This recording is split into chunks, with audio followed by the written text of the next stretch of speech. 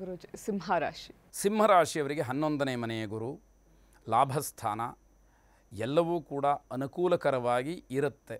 ಆದರೆ ಶುಭ ಫಲಗಳು ಹೆಚ್ಚು ಅಂತಕ್ಕಂತಹ ಯಾವುದೋ ಒಂದು ಅಹಂಭಾವದಲ್ಲಿ ವಿವೇಕಶೂನ್ಯರಾಗಿಬಿಟ್ರೆ, ನನಗೆಲ್ಲವೂ ಇದೆ, ಎಲ್ಲವೂ ಒಳ್ಳೆಯದಾಗ್ತಾ ಇದೆ, ನನ್ನ ಅನುಭವಕ್ಕೆ ಬರ್ತಾ ಇದೆ ಅನ್ನುವಂತಹ ಮಾತನ್ನೇ ಆಡ್ತಾ ಇದ್ದರೆ ಅಲ್ಲಿ ಸ್ವಲ್ಪ ತೊಂದರೆಯನ್ನು ಮಾಡ್ಕೊಳ್ತೀರಿ. ಅಂದರೆ ಒಂದು ಕಡೆ ದೊಡ್ಡವರು ಹೇಳ್ತಾರೆ ಒಂದು ಮಾತನ್ನು, ಎರಡು ವಿಷಯದಲ್ಲಿ ನಾವು ತುಂಬ ಜಾಗೃತರಾಗಿರಬೇಕು ಅಂತ. ಇದು ಯಾವುದು ಅಂತಂದರೆ, ಒಂದು ಆತ್ಮಪ್ರಶಂಸೆ, ಇನ್ನೊಂದು ಪರನಿಂದೆ. ಎರಡೂ ತಪ್ಪೆ. ನಮ್ಮನ್ನು ನಾವೇ ಹೊಗಳ್ಕೊಳ್ತಕ್ಕಂಥದ್ದು, ಬೇರೆಯವರನ್ನ ನಿಂದನೆ ಮಾಡ್ತಕ್ಕಂಥದ್ದು, ಅದು ಎರಡೂ ತಪ್ಪಾಗುತ್ತೆ. ಇಲ್ಲಿ ಆತ್ಮಪ್ರಶಂಸೆ ತುಂಬ ಮುಖ್ಯವಾಗುತ್ತೆ ಸಿಂಹರಾಶಿಯವರಿಗೆ. ನನಗೇನೋ ಒಳ್ಳೆಯದಾಗ್ತಾ ಇದೆ ಎನ್ನುವಂಥದ್ದನ್ನು ಹೇಳ್ಕೊಳ್ಳುವಂಥದ್ದು ಬೇಡ. ಆದಷ್ಟು ಗೌಪ್ಯವಾಗಿ ಅದನ್ನು ಮುಂದುವರಿಸ್ಕೊಂಡು ಹೋದರೆ ನಿಮಗೆ ಅನುಕೂಲ ಇದೆ ಅಂತಕ್ಕಂಥದ್ದು. ಒಳ್ಳೆಯದನ್ನು ಸದ್ವಿನಿಯೋಗ ಮಾಡಿಕೊಳ್ಳಿ. ನಿಮ್ಮ ಸಮಯ ಚೆನ್ನಾಗಿದೆಯಾ, ನೀವು ಖುಷಿಯಿಂದ ಇರಿ, ಅದು ಬಹಳ ಮುಖ್ಯವಾದಂಥದ್ದು. ಸ್ಥಾನ, ಮಾನ, ವಯಸ್ಸು, ವೃತ್ತಿ, ಉದ್ಯೋಗ ಇದಕ್ಕೆ ಅನುಗುಣವಾಗಿ ನಡ್ಕೊಳ್ತಕ್ಕಂಥದ್ದು ಬಹಳ ಒಳ್ಳೆಯದು. ಆಗ ಮಾತ್ರ ಪರಿಪೂರ್ಣವಾದಂತಹ ಯಶಸ್ಸು ಇನ್ನಷ್ಟು ಮತ್ತಷ್ಟು ಒಳಿತು ನಿಮ್ಮದಾಗ್ತಕ್ಕಂಥದ್ದಾಗತ್ತೆ. ಅದರಿಂದ ನಿಮಗೆ ಶಾಶ್ವತವಾದಂತಹ ಸಮಾಧಾನ ಸಿಕ್ಕುವಂಥದ್ದು. ಗುರುಜಿ ಕನ್ಯಾ ರಾಶಿ. ಕನ್ಯಾ ರಾಶಿಗೆ 10ನೇ ಮನೆಯ ಗುರು, ಕರ್ಮಸ್ಥಾನ. ನಿಮ್ಮ ರಾಶ್ಯಧಿಪತಿ ಬುಧ, ಅವನು ಮಿಥುನಕ್ಕೂ ಹೌದು, ಕನ್ಯಾ ರಾಶಿಗೂ ಹೌದು. ಗುರುವಿನ ಸ್ಥಾನ ಈಗ ಇರತಕ್ಕಂಥದ್ದು ಬುಧನ ಮನೆ. ಶತ್ರುವಿನ ಮನೆಯಲ್ಲಿ ಗುರು ಇದ್ದಾನೆ. ನಿಮ್ಮ ಸ್ಥಾನ, ರಾಶಿಯ ಸ್ಥಾನ ಗುರುವಿಗೆ ಶತ್ರುವಿನ ಸ್ಥಾನ. ಬುದ್ಧಿ ವಿಕಾರವಾಗ್ತಕ್ಕಂತಹ ಸಂದರ್ಭಗಳು, ಅಸಂಬದ್ಧವಾದಂತಹ ನಿರ್ಣಯ, ತೀರ್ಮಾನ, ಇದರಿಂದ ತೊಂದರೆ ಮಾಡಿಕೊಳ್ತೀರಿ. ನಾನು ಹೇಳಿದ್ದೇ, ನಾನು ಮಾಡಿದ್ದೇ ಸರಿ ಅನ್ನುವಂತಹ ಭಾವನೆ. ಸಾಂಸಾರಿಕವಾಗಿ ಅಹಂ ಅಂದರೆ ಈಗೋ ಸಮಸ್ಯೆಯಿಂದ ನೀವು ತೊಂದರೆಯನ್ನು ಮಾಡಿಕೊಳ್ತಕ್ಕಂಥದ್ದು.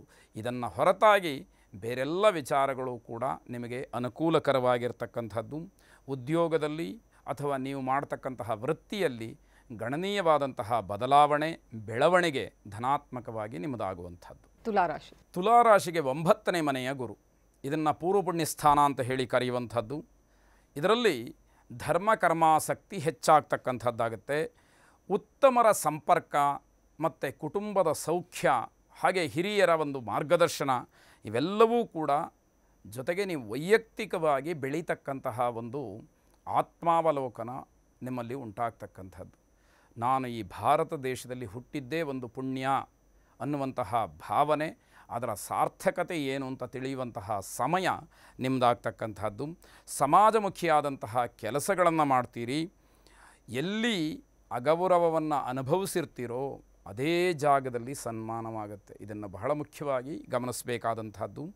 ಸರಿಯಾಗಿ ನಿಮ್ಮ ಬಗ್ಗೆ ಅರ್ಥ ಮಾಡ್ಕೊಳ್ಳದೇ ಇರತಕ್ಕಂಥವ್ರು ಈಗ ನಿಮ್ಮ ಬಗ್ಗೆ ತಿಳಿಯೋದಕ್ಕೆ, ನಿಮ್ಮನ್ನು ಗೌರವಿಸೋದಕ್ಕೆ ಪ್ರಾರಂಭ ಮಾಡ್ತಾರೆ. ಅವರಿಗೆ ಈಗ ಜ್ಞಾನೋದಯವಾಗುತ್ತೆ ಅಂತಕ್ಕಂಥದ್ದು. ಸ್ಥಾನದ ಬೆಲೆ, ಗುರು ಹಿರಿಯರ ಆಶೀರ್ವಾದ ನಿಮಗೆ ಶುಭ ಫಲವನ್ನು ಕೊಡ್ತಕ್ಕಂಥದ್ದು. ಗುರುಜಿ ವೃಶ್ಚಿಕ ರಾಶಿ. ವೃಶ್ಚಿಕ ರಾಶಿಯವರಿಗೆ 8ನೇ ಮನೆಯ ಗುರು, ಅಷ್ಟಮ ಸ್ಥಾನ. ಇದನ್ನು ಮೃತ್ಯುಸ್ಥಾನ ಅಂತ ಹೇಳಿ ಜ್ಯೋತಿಷದಲ್ಲಿ ಕರಿತೀವಿ. ಅದರಲ್ಲೂ ಆರೋಗ್ಯದ ಮೇಲೆ ತುಂಬ ಪರಿಣಾಮವನ್ನು ಬೀರ್ತಕ್ಕಂಥದ್ದು. ಗುಪ್ತ ರೋಗಗಳು ನಿಮಗೆ ಕಾಡುವಂತಹ ವರ್ಷ ಇದು. ಗುರು ಯಾವಾಗ ಚೆನ್ನಾಗಿಲ್ಲ, ಅಷ್ಟಮ ಸ್ಥಾನದಲ್ಲಿದ್ದಾನೆ, ಆರೋಗ್ಯದಲ್ಲಿ ತುಂಬ ಗಣನೀಯವಾದಂತಹ ತೊಂದರೆಯನ್ನು ಅನುಭವಿಸ್ತೀರಿ, ಕಷ್ಟಗಳನ್ನು ಅನುಭವಿಸ್ಬೇಕಾಗತ್ತೆ. ಶುಭವಾದಂತಹ ಫಲಗಳು ನಿಮಗೆ ಬಹಳ ಕಡಿಮೆ ಅಂತ ಹೇಳಬೇಕಾಗತ್ತೆ. ಅಶುಭವಾದಂತಹ ವಾರ್ತೆಗಳನ್ನು ಕೇಳ್ತೀರಿ. ಯಾರನ್ನು ಮಾತಾಡಿಸಿದರೂ ಕೂಡ ಸಾವು ನೋವುಗಳ, ಕಷ್ಟ ಕೋಟಲೆಗಳ ವಿಚಾರವೇ ಬರುತ್ತೆ ಹೊರತು ಮನಸ್ಸಿಗೆ ಆನಂದದಾಯಕವಾದಂತಹ ವಿಚಾರಗಳು ಬಹಳ ಕಡಿಮೆ ಅಂತ ಹೇಳಬೇಕು.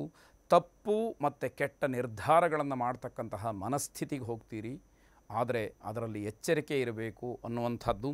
ಪರಸ್ಪರವಾಗಿ ಹೊಂದಾಣಿಕೆಯ ಅಭಾವ, ದಾಂಪತ್ಯದಲ್ಲಿ ಜಗಳವಾಗ್ತಕ್ಕಂತಹ ಸೂಚನೆ, ಇದೆಲ್ಲವನ್ನು ವೃಶ್ಚಿಕ ರಾಶಿಯವರು ನೋಡಬೇಕಾಗತ್ತೆ.